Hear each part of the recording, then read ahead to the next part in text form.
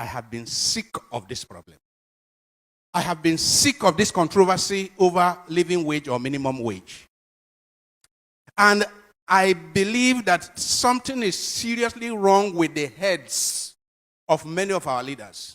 How can anyone who earns 200,000, 300,000, 400,000, 500,000, not to talk of people who earn 1 million, 2 million, how can they go to sleep in good conscience every day?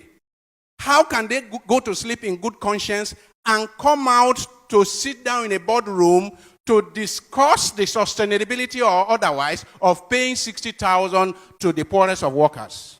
And 2, 3, 4, 500,000, 1 million. How can you go to sleep in good conscience, I say, if you still have any conscience?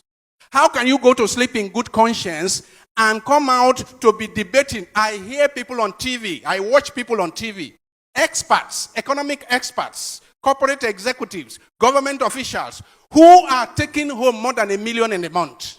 And they are there arguing that 60,000 or over will destroy the economy. It's not sustainable. How wicked!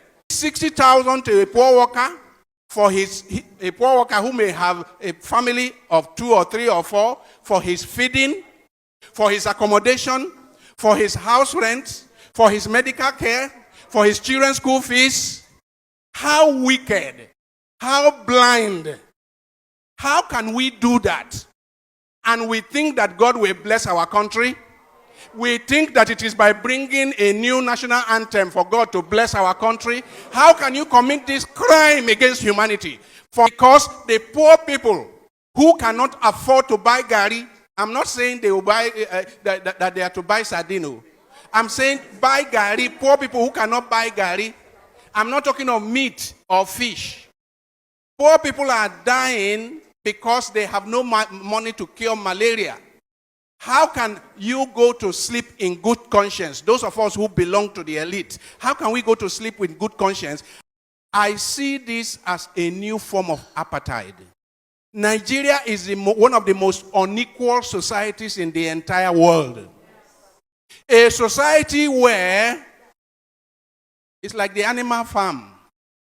A society where we have conspicuously rich people, people who are living in conspicuous consumption, and others who are in deplorable, dehumanizing poverty.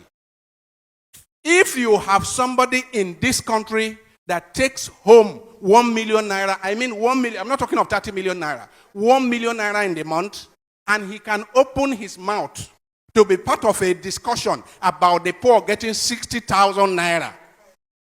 I say anyone who earns up to 1 million naira in the month should keep his or her mouth shut when he hears them debating about taking 60,000 for the poor.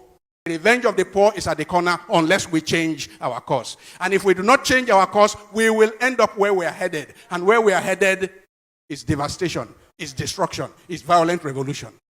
I rest my case.